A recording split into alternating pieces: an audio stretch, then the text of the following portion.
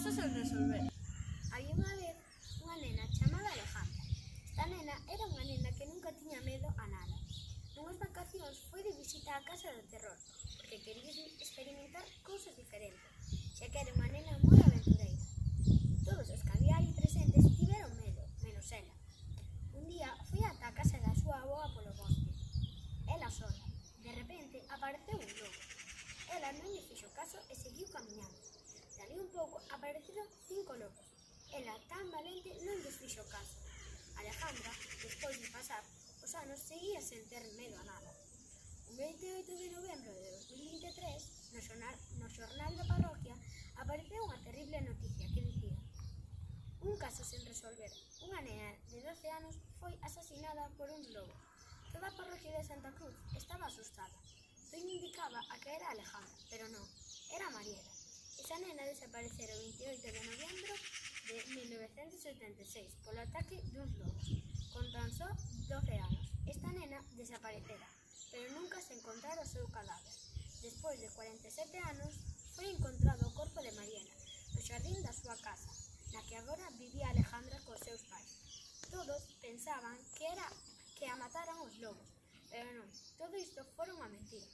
Os lobos non a puderon meter nunha caixa e enterrarla no xardín. As pistas que tiñan as autoridades daquela eran que esa noite que desaparecera Mariela, o seu veciño Miguel saíu da casa á mesma hora que ela. Mariela chegaralle unha mensaxe que dicía: vémonos ás 11 da noite no bosque, da túa amiga Lucía. Mariela díxolles aos seus pais que quedara con Lucía ás 11 da noite no bosque. Seu pai, Juan, díxolle: vente logo, e se pasa algo, chámanos. Mariela respondeulle: vale, pero teño pouca batería, non sei se me chegará. Súa nai, Victoria, levouna ao bosque. Cando chegaron non había ninguén. Entón díxolle: envíalle unha mensaxe a Lucía. Mariela fíxolle caso a súa nai. El e Lucía respondeulle no instante e escribiulle: estou chegando. Entón a nai foise. Cando chegou, resulta que non era Lucía, senón Miguel, o seu veciño. Mariela chamou a súa nai, pero non lle colleu o teléfono.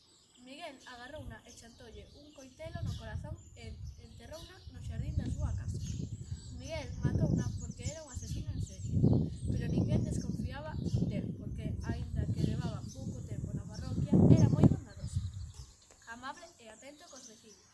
Despois de moitos anos, deronse conta de que Mariela era Alejandra, porque os pais de Alejandra chamábanse Juan e Victoria, igual que os de Mariela. Ao final observaron que Alejandra era Mariela, xa que Mariela apoderouse da alma de Alejandra para facer xustiza sobre o seu asasinato. Con este feito deron por finalizado o caso sen resolver.